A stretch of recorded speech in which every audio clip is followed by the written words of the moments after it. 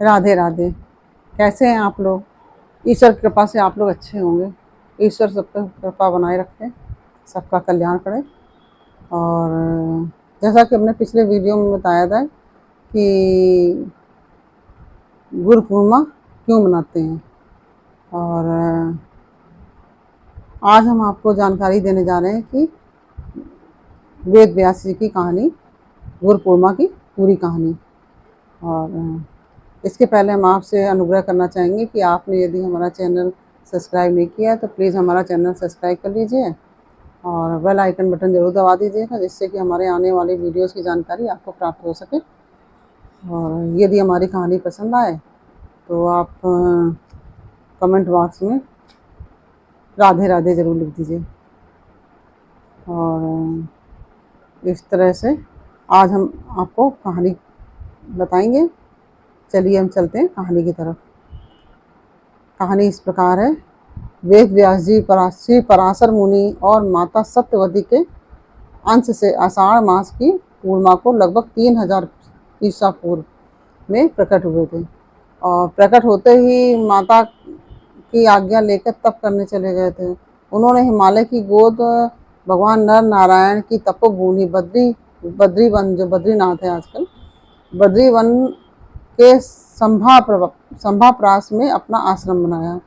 जो बद्री वन में संभाप्रास जगह थी, वहाँ पे उन्होंने अपना आश्रम बनाया। यज्ञ की संपूर्ति के लिए उन्होंने वेदों को 4 भागों में बांटा, जो विभक्त कर दिया 4 भागों में। ऋग्वेद, यजुर्वेद, सामवेद और अथर्ववेद, ये 4 वेद हैं हमारे। और वेदों का विभाजन करने के कारण व्यास जी वेद व्यास के नाम से प्रसिद्ध हुए। तब से इनको वेद व्यास जी कहने लगे। और यज्ञ के इन 4 जो ऋत्विक कर्म कराने वाले जो हैं, यज्ञ के जो इन 4 ऋत्विक कर्म कराने वालों के लिए उनके उपयोग में आने वाले मंत्रों को पृथक पृथक वर्गीकरण कर दिया। इस प्रकार वेद 4 भागों में विभक्त हो गए, जिससे कि आगे लोगों को इसको पढ़ने में आसानी रहे। वेद व्यास जी ने देखा कि वेदों के पठन पाठन का अधिकार तो केवल कुछ ही श्रेष्ठ लोग तक रहेगा, इसलिए उन्होंने सरल भाषा में महाभारत की रचना की। तो जैसे, क्योंकि अब सभी लोग तो वेद पढ़ नहीं सकते थे, उन्होंने महाभारत की रचना करी सरल भाषा में, जिससे सरल भाषा में रहेगी तो सभी को उसका ज्ञान प्राप्त होगा। और व्यास जी समस्त संसार के परम गुरु हैं, वो सभी गुरुओं के ही गुरु हैं, और प्राणियों को परमार्थ मार्ग दिखाने के लिए ही उनका अवतार हुआ है। और वेदों का विभाजन एवं महाभारत का निर्माण करके भी वेद व्यास जी का चित्त प्रसन्न नहीं हुआ था। वे सरस्वती के तट पर खिन्न बैठे हुए थे, जो मतलब उनका मन पूरी तरह से प्रसन्न नहीं था, और वे थोड़ा सा परेशान बैठे थे। उन्हें स्पष्ट भान हो रहा था कि उनका कार्य अभी अधूरा है, क्योंकि कलयुग में प्राणियों की प्रवृत्ति ना तो वैदिक धर्म और जो कलयुग में प्राणी न तो वैदिक धर्म तथा यज्ञादि में रहेगी, जो उनकी प्रवृत्ति है कलयुग में प्राणियों की, वो ना तो वैदिक धर्म में रहेगी और ना ही यज्ञादि कर्म में रहेगी, और ना वे धर्म का ही आचरण करेंगे। इसी चिंता में बैठे थे वेद व्यास जी। तब तक वहाँ नारद जी आ गए। देवर्षि ने चिंता का कारण पूछा तो फिर श्रीमद् भागवत का उपदेश दिया। तो देवर्षि के चले जाने के बाद भगवान वेद व्यास जी ने श्रीमद् भागवत के 18 सहस्त्र श्लोकों में अभिव्यंजित किया। तो भगवान ने, वेद व्यास जी ने फिर श्रीमद् भागवत के श्लोक लिखे और भागवत की श्रीमद् भागवत की रचना की। इसके श्रवण मात्र से पुरुषोत्तम भगवान श्री कृष्ण के प्रति परम प्रेममयी भक्ति हो जाती है, जिससे जीव के शोक मोह और भय नष्ट हो जाते हैं। जो श्रीमद् भागवत होती है, उसके सुनने और पढ़ने से परम प्रेममयी भक्ति हो जाती है भगवान श्री कृष्ण से, और जो जीव होता है शोक मोह और भय आदि से, उसके जो होते हैं, शोक होता है, मोह होता है और भय होता है, वो सब नष्ट हो जाते हैं। वेद व्यास की पत्नी का नाम आरुणि था। और इनसे उत्पन्न पुत्र थे बाल योगी सुखदेव जी महाराज। जो सुखदेव जी थे वो वेद व्यास जी के पुत्र थे, और पुत्र हैं मतलब। और वो मतलब अब तो नहीं है, शरीर छोड़ दिया, लेकिन उन्होंने मतलब वैसे कहा जाएगा उनको, इन्होंने ही श्रीमद् भागवत की पुनरावृत्ति की। और जीव का परम कल्याण श्रीमद् भागवत के श्री चरणों में चित्त लगा देने में ही है।